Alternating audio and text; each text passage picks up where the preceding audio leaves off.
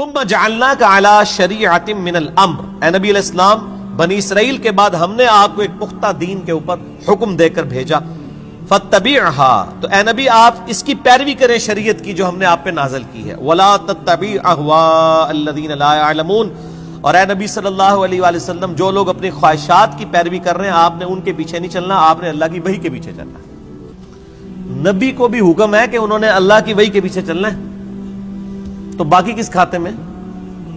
قرآن میں 3 دفعہ یہ آیت آئی ہے، سورہ یونس میں، سورۃ الانعام کے اندر، سورہ الزمر کے اندر۔ قل انی اخاف ان عصیت ربی عذاب یوم عظیم، اے نبی تم فرماؤ کہ مجھے تو خود ڈر ہے اس بات کا کہ اگر میں نے بھی اللہ کی نافرمانی کی تو بڑے دن کا عذاب مجھے بھی آ پکڑے گا۔ کس نے؟ نبی صلی اللہ علیہ وسلم۔ یہ باتیں اس لیے کہلوائی گئی، حالانکہ نبی علیہ السلام تو اللہ کے محبوب ہیں، صرف اس لیے کہلوائی گئی کہ تاکہ بعد میں کوئی بندہ تکبر کے ساتھ معاملات کو کلیم نہ کرنا شروع کر دے کہ جی یہ بزرگوں تو نماز کی ضرورت ہی نہیں، اللہ تک پہنچ چکے نا۔ لوگ کہتے ہیں نا، کہتے ہیں جی نماز تو اللہ تک پہنچنے کے لیے چاہیے، تو جو اللہ تک پہنچ چکے ہیں انہوں نمازہ معاف نہیں۔ یہ اس لیے یہ باتیں بتائی گئی تاکہ کوئی تکبر کا جملہ نہ بولے، ڈرتا رہے۔ میں نے کئی دفعہ عرض کیا کہ آپ دیکھیں شیخ عبد القادر جیلانی رحمہ اللہ کی طرف کتنا بڑا جھوٹ منسوب کیا گیا، وہ قصیدہ غوثیہ ایک، جس کے اندر لکھا ہے تمام اولیاء کی گردن پہ میرا پاؤں ہے۔ سر یہ جو جملہ ہے نا کہ تمام اولیاء کی گردن پہ میرا پاؤں ہے، یہ کوئی مسلمان نہیں بول سکتا، ولی تو چھوڑ دیں، یہ شیخ عبد القادر جیلانی پہ جھوٹ باندھا گیا، انہوں نے نہیں کہیں کہا یہ قصیدہ غوثیہ ہے ہی جھوٹ ہے، انہوں نے نہیں لکھا۔ اللہ کا نیک بندہ تو ہر وقت ڈرتا رہتا ہے، وہ یہ فرعونی الفاظ یہ تو فرعون بولے گا کہ میرا لوگوں کے گردن پہ پاؤں ہے۔ کیا حضرت ابوبکر صدیق نے کہیں بولا ہے یہ کہ تمام صحابہ کی گردن پہ میرا پاؤں ہے؟ صحابہ کے سردار کون ہے؟ ابوبکر صدیق۔ یہ کہتے ہیں عبد القادر جیلانی اولیاء اللہ کے سردار ہیں۔ اگر وہ سردار ہیں تو اس قسم کا فرعونی جملہ بولیں گے کہ اولیاء کی گردن پہ میرا پاؤں ہے؟ استغفر اللہ۔ یہ جملہ بولتے ہی بندہ اپنے ایمان کی فکر کرے، یہ سب کا سب فراڈ ہے، یہ ہے ہی جھوٹ ہے، انہوں نے نہیں بولا۔ انہوں نے جو کچھ بولا ہے وہ میں آپ کو بتاتا ہوں۔ ان کو کسی نے آ کے بتایا کہ عبد القادر عید کا چاند نظر آ گیا، انہوں نے کہا میری عید تو اس دن ہوگی جس دن میں اپنا ایمان بچا کے قبر میں اتر جاؤں۔ سر جو اللہ کا ولی ہوتا ہے اس کو اپنی فکر لگی رہتی ہے، وہ اتنا اکڑ خون نہیں ہوتا کہ لوگوں کو کہتا پھرتا ہے، یہ سب جھوٹ ہے۔ اور جو انسان اپنا پیشاب نہیں روک سکتا کوئی جملہ بول سکتا ہے کہ تمام اولیاء کی گردن میں میرا پاؤں ہے؟ دنیا کا کوئی ولی، کوئی بزرگ اپنا پیشاب روک سکتا ہے؟ Not at all. اگر کوئی ہے تو آئیں، لائیں، ہمارے سامنے پیش کریں، پیشاب روک کے بتائے کوئی۔ انسان تو اتنا کسپرسی کیا حالت ہے۔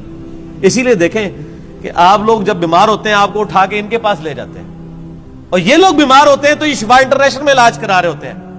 آپ کے جب پیر صاحب بیمار ہوتے ہیں ان کو اسپتال نہ لے کے جایا کرو، ان کو بھی پھر کسی مزار پہ ہی لے جایا کرو نا، نہیں لے کے جاتے۔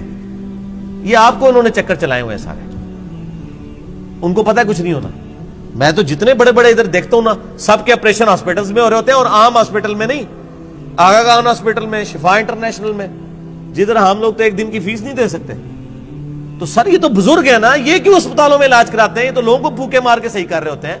اپنے آپ کو بھی ٹھیک کریں، اپنا پیشاب بند ہوتا ہے، اپنے گردے خراب ہوتے ہیں تو ٹھیک کریں نا، پھوک مار کے۔ ڈاکٹروں کے پاس کیوں جاتے ہیں؟ پھر تو اس کا مطلب یہ کہ ڈاکٹر ان سے بڑے بزرگ ہیں نا، جو بزرگوں کو بھی ٹھیک کر رہے ہیں۔ ٹھیک ہو گیا؟ وہ سب اللہ کے بندوں گیم چلائی ہوئی ہے۔ اللہ سے مانگے، اسباب اختیار کریں۔ دوائی کرنا سنت ہے اور دوائی پہ یقین نہ رکھنا فرض ہے۔ اسباب آپ نے اختیار کرنے ہیں۔ پانی کے بغیر پیاس نہیں بجھے گی، یہ سبب ہے، لیکن پانی پینے کے بعد بھی کوئی گارنٹی نہیں کسی کی پیاس بجھ جائے۔ گنہگار بندے کی موت کا وقت قریب آتا ہے نا، تو روایتوں میں آتا ہے کہ اسے اگر سمندروں کا پانی بھی پلا دیا جائے نا، اس کی پیاس نہیں بجھے گی۔ جب اللہ ہی نے پیاس نہیں بجھنے دینی تو سبب یہی اختیار کریں گے، لیکن نظر مسبب الاسباب پہ۔ اللہ اکبر. انہم لن یغنوا عنک من اللہ شیئا، یہ لوگ اللہ کے مقابلے پر اے نبی علیہ السلام آپ کو کچھ فائدہ نہیں پہنچا سکتے. وَإِنَّ الظَّالِمِينَ بَعْضُهُمْ أَوْلِيَاءُ بَعْضٍ، اور ظالم لوگ بعض کے دوست ہیں. وَاللَّهُ وَلِيُّ الْمُتَّقِينَ، جبکہ اللہ جو ہے وہ پرہیزگاروں کا دوست ہے. جس طرح کافر ایک دوسرے کو سپورٹ کرتے ہیں، اللہ تعالیٰ بھی اپنے بندوں کو سپورٹ کرتا ہے. لیکن وہ اللہ کا بندہ بنے، فرعون نہ بنے. اللہ کا بندہ کون ہوتا ہے؟ جو لوگوں کو اللہ کے ساتھ جوڑتا ہے، جو اپنے ساتھ جوڑے، اپنی عبادت کروائے، اپنے سامنے جھکوائے، اپنے پاؤں چموائے. وہ تو اپنی عزت کروا رہا ہے. ترمذی میں حدیث ہے، انس بن مالک کہتے ہیں کہ نبی علیہ السلام کے استقبال میں ہم کھڑے نہیں ہوتے تھے، کیونکہ آپ نے منع کیا تھا. اب ہم اس کو برا سمجھتے تھے. ہزاروں صحابہ کی موجودگی میں نبی علیہ السلام تشریف لاتے تھے، آپ کے استقبال میں کوئی نہیں کھڑا ہوتا تھا. یہاں ایک چھوٹا سا یعنی لوگوں کا بنایا ہوا بزرگ جو لوگوں کے نذرانے پہ اپنی گاڑی چلا رہا ہوتا ہے، لوگوں کے نذرانے پہ اس کی گزر بسر ہو رہی ہوتی ہے، وہ کسی مسجد میں چلا جائے، لوگ کھڑے ہو کے نعرے مارنا شروع کر دیتے ہیں. اور کدھر نعرے مارے ہوتے ہیں؟ مسجد میں. گھر اللہ کا ہے اور تعظیم کس کی ہو رہی ہے؟ اس مخلوق کی جو وہ نعرہ مارنے والوں کے چندے پہ چل رہی ہے. اسی لیے میں کہتا ہوں نا، لوگوں نے وہ گاڑیوں کے پیچھے لگوایا اور لکھوایا ہوتا ہے نا، نگاہ مرشد. مرشد کو بھی چاہیے وہ اپنی گاڑی کے پیچھے لگوائے نذرانہ مریدین. آپ آج نذرانے بند کریں، ان کا تو کوئی سورس آف انکم ہی نہیں ہے. اکثریت کا کوئی سورس آف انکم نہیں ہے. نہ ان کے بچے پڑھے لکھے ہوتے ہیں، نہ یہ خود پڑھے لکھے ہوتے ہیں. ان کو 10,000 کی نوکری نہیں کہیں مل سکتی، لیکن سٹیٹس وہ روزانہ کے لاکھوں روپے خرچ کر رہے ہوتے ہیں. کہاں سے؟ آپ سے. تو صرف ان کو چاہیے نا، جب اپنی گاڑی میں بیٹھے تو گاڑی کے پیچھے لکھے مریدین کے نذرانوں کی برکت سے. آزا من فضل ربی تے نہ انہیں لکھنا تے نہ مرید نے لکھنا ہے. وہ تو توفیق نہیں کسی نے ہونی. اصل تو یہ ہونا چاہیے آزا من فضل ربی. تو اگر اتنے مریدین لکھ رہے ہیں نگاہ مرشد، تو پیر بھی لکھ دے نذرانہ مرید کی برکت سے، جو سچائی ہے.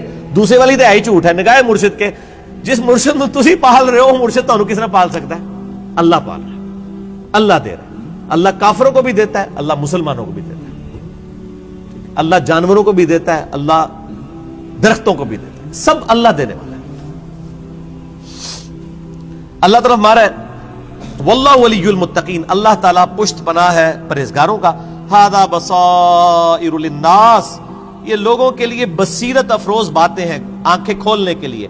وَھدًى وَرَحْمَةٌ لِقَوْمٍ يُوقِنُونَ، اور ہدایت اور رحمت ہے یہ قرآن ان لوگوں کے لیے جو بات یقین کرنا چاہیں. جنہوں نے نہیں ماننی ان کے لیے قرآن میں کوئی ہدایت نہیں. ام حسب الذین اجترحوا السیئات ان نجعلهم كالذین آمنوا وعملوا الصالحات سواء محیاہم ومماتہم، کیا وہ لوگ جو برائیوں کا ارتکاب کرتے ہیں، کیا ہم ان کو ویسا ہی بنا دیں گے کہ جو ایمان لائیں اور نیک اعمال کریں، کہ یکساں ہو جائے دونوں کا جینا اور مرنا؟ نہیں. دنیا میں بھی بادشاہ جو ہوتے ہیں وہ اپنے تابع فرمان بندوں کو نوازتے ہیں، دشمنوں کو سزا دیتے ہیں. تو اللہ تعالیٰ فرماتا ہے جو میرے ماننے والے ہیں وہ اور جو میرے نہ ماننے والے ہیں، میرے نافرمان، ان کو میں برابر کر دوں گا. ان کی زندگی اور موت برابر ہوگی؟ نہیں. زندگی ہو سکتا ہے کافر کی بہتر ہو، لیکن مرنے کے بعد ایمان والے اور نیک عمل کرنے والے کے لیے آخرت میں اللہ کا انعام ہے. ساء ما یحکمون، کتنا برا حکم تم لگا رہے ہو اگر تمہارے دماغ میں کہیں یہ بات ہے کہ یہ لوگ برابر ہو سکتے ہیں. وَخَلَقَ اللَّهُ السَّمَاوَاتِ وَالْأَرْضَ بِالْحَقِّ، اور اللہ نے آسمانوں اور زمین کو پرپز فل پیدا کیا ہے. وَلِتُجْزَىٰ كُلُّ نَفْسٍ بِمَا كَسَبَتْ، تاکہ بدلہ دیا جائے ہر جان کو جو اس نے کمایا. وَهُمْ لَا يُظْلَمُونَ، اور کسی پہ ظلم نہیں ہوگا. یہ اللہ نے ایک لائن کے اندر مقصد بیان فرما دیا ہے کہ زمین و آسمان کی پیدائش کا مقصد یہ ہے کہ اللہ تعالیٰ آزمائے گا کون نیک عمال کرتا ہے، اس کے بعد اللہ تعالیٰ نیک عمال والے کو اس کے عمال کا بدلہ دے گا، برے عمال والے کو اس کے عمال کا بدلہ دے گا. اب بڑی سخت آیت آ رہی ہے قرآن حکیم کی، اس ایک آیت پہ گھنٹوں بولا جا سکتا ہے. افرائیت من اتخذ الہہ ہوا، اے نبی صلی اللہ علیہ وآلہ وسلم بھلا تم نے اس شخص کو دیکھا جس نے اپنی خواہش نفس کو اپنا خدا بنا لیا.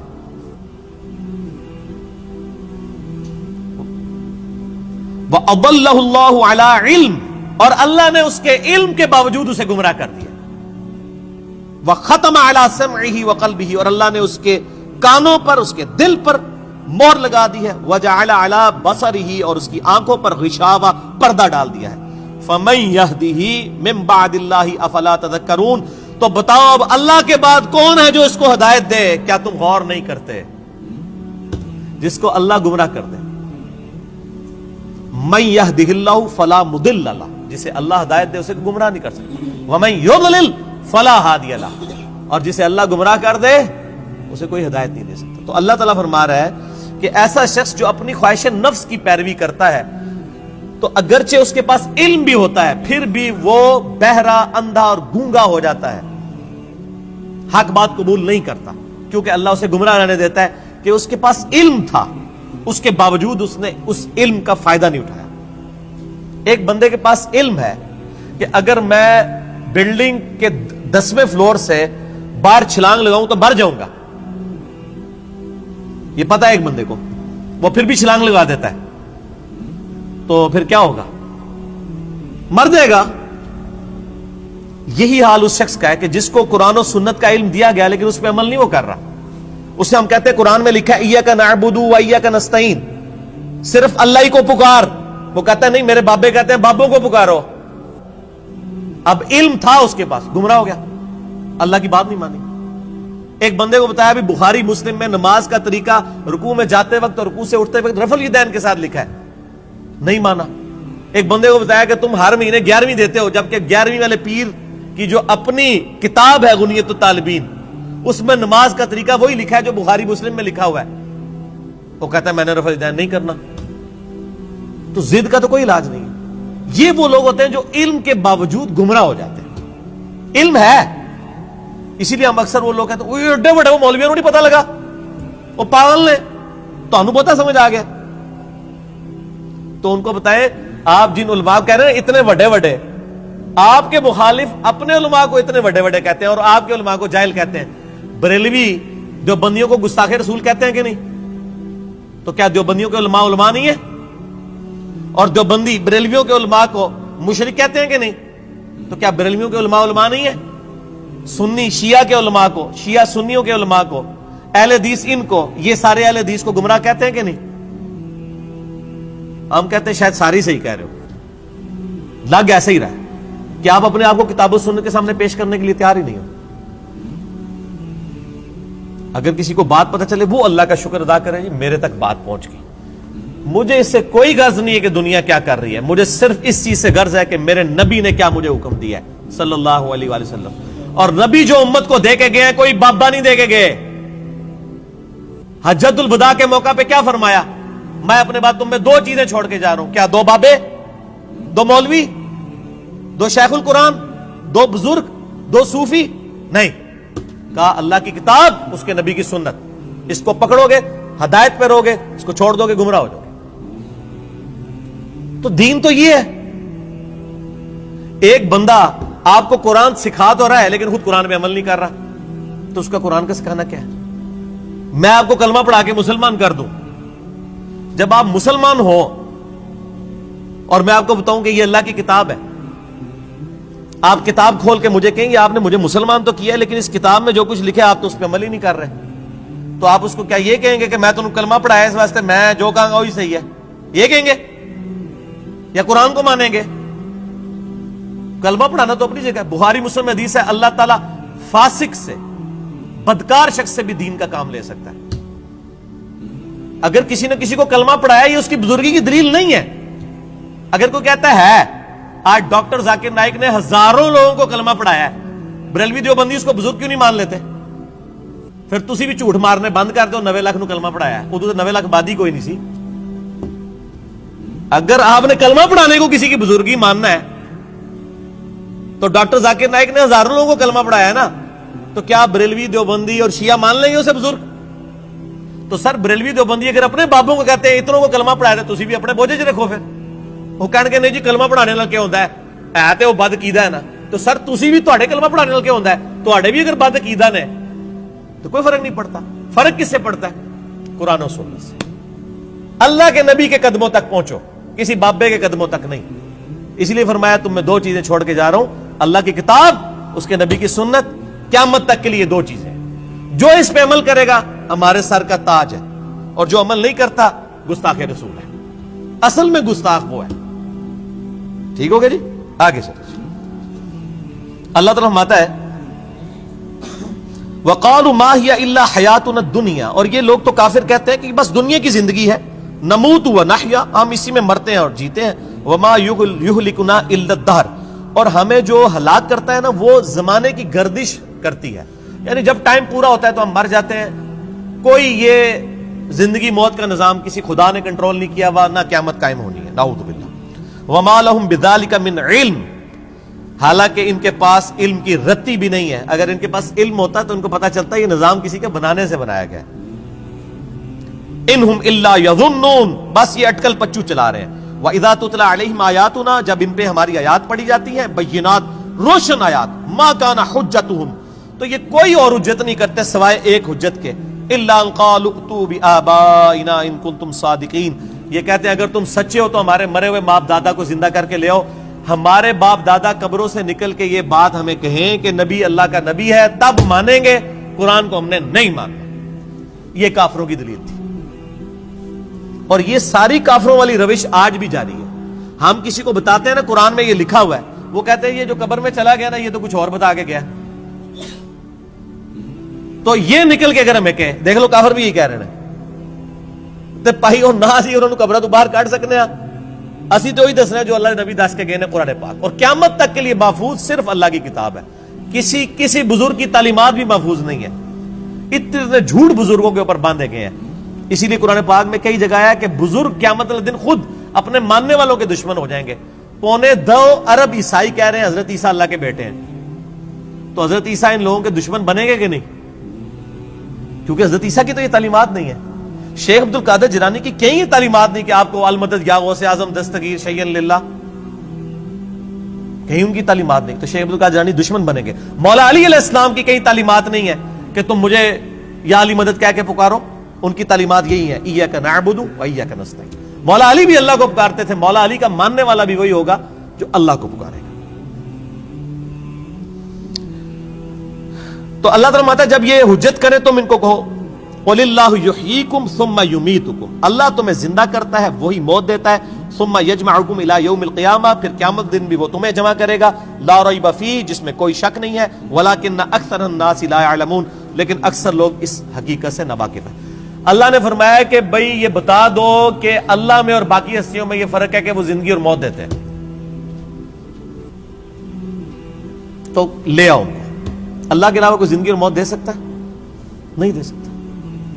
اگر کوئی کیسا کہتا ہے کہ دے سکتا ہے، اور جناب کس کس قسم کے جھوٹ، یعنی انہوں نے، یعنی وہ جی شیخ عبد القادر جیلانی رحمۃ اللہ علیہ نے ایک ڈوبی ہوئی بارات جو ہے وہ مرنے کے اتنے سال بعد زندہ کر دی تھی. اللہ کے بندو توبہ کرو. قرآن پاک میں سورہ انبیاء کا پہلا رکوع ہے، 17واں پارہ پہلا صفحہ ہے. نبی صلی اللہ علیہ وآلہ وسلم کو کافر کہتے تھے، تم ہمیں یہ کہتے ہو نا اگلے نبیوں کے یہ معجزے کہ مردہ زندہ کرتے تھے، تم ہمیں مردہ زندہ کر کے بتاؤ پھر نبی مانیں گے. تو اللہ تعالیٰ نے فرمایا کہ ان سے فرما دو کہ معجزات اللہ کے پاس ہے، وہ کوئی معجزہ اس قسم کا نہیں. نبی صلی اللہ علیہ وسلم نے بھی کوئی مردہ نہیں کبھی زندہ کیا. حضرت عیسیٰ علیہ السلام کا قرآن میں ذکر آتا ہے کیونکہ ان کا معجزہ وہ تھا. ہمارے نبی کا معجزہ قرآن ہے، جیسا کہ موسیٰ علیہ السلام کا معجزہ عصا تھا.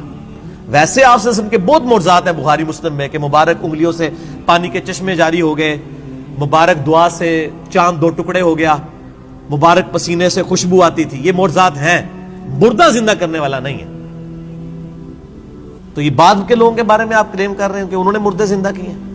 آج بھی لیں کسی کو جو کہتا ہے نا مردہ زندہ کر سکتا ہے تو ہم اسے شہید کر دیتے ہیں، اس کی اجازت سے وہ اپنے آپ کو زندہ کر کے بتائے. حضرت عیسیٰ نے بھی جو مردے زندہ کیے ہیں نا وہ یہ نہیں تھے کہ وہ قبر سے نکال کے چلنا پھرنا شروع کر دیتے تھے. صرف اس وقت چونکہ طب بڑے زور پہ تھی، میڈیکل، تو اللہ تعالیٰ نے ان کی میڈیکل کو فیل کیا کہ کوئی ڈاکٹر کسی مردے کو نہیں زندہ کر سکتا. اللہ نے آیا ہوں میرا نبی اے جیڑا مردہ زندہ کرے گا، اور وہ صرف اتنا ہوتا تھا قبر پہ گئے مردے کو زندہ کیا، وہ مردہ کہتا تھا کہ حضرت عیسیٰ اللہ کے نبی، واپس چلا جاتا تھا. بس اس سے زیادہ نہیں تھا زندہ ہوتا نا. سورۃ الانبیاء کی آیت نمبر 95 ہے، جو ایک دفعہ دنیا سے چلا گیا وہ واپس نہیں آ سکتا. Not at all. گیا دنیا میں واپس نہیں آ سکتا. اگر یہ بات ہوتی تو حضرت فاطمہ روتی روتی فوت کیوں ہوگی 6 مہینے کے اندر کہ میں اپنے باپ کا چہرہ اب دوبارہ نہیں دیکھ سکوں گی. حضرت عائشہ حضور کی لاڈلی ترین بیوی نبی علیہ السلام کی وفات کے بعد 47 سال تک زندہ رہی ہیں, اور کدھر زندہ رہی ہیں؟ اسی قبر والے حجرے کے 7 کمرے میں. میں کہتا ہوں کوئی ایک روایت دکھا دے کہ انہوں نے نبی علیہ السلام کی کبھی زیارت کی ہو قبر کے اوپر. آج لوگ کہتے ہیں ہمارے گھر میں آ جاتے ہیں, کوڑ مارنے چھڑ دو اللہ دے بندے ہو, چوڑ. سب سے زیادہ اگر کوئی حقدار تھا تو حضرت فاطمہ تھی, حضرت عائشہ تھی, مولا علی تھے.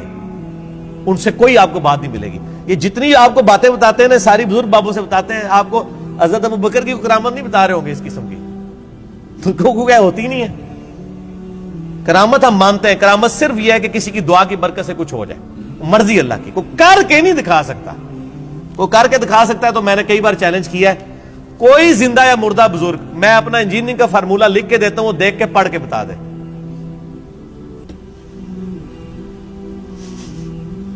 وہ جن کو چیلنج دے رہے ہوتے ہیں وہ کہتے ہیں نہیں یار نہیں پڑھ سکتے ہو. اللہ تو پڑھ سکتا ہے نا, میں اگر کوئی فارمولہ لکھوں اللہ تو پڑھ سکتا ہے نا. اگر آپ مانتے ہیں کہ اللہ ان کو پڑھاتا ہے, اللہ ان کو سب کچھ اللہ دیتا ہے, تو پڑھنا پھر.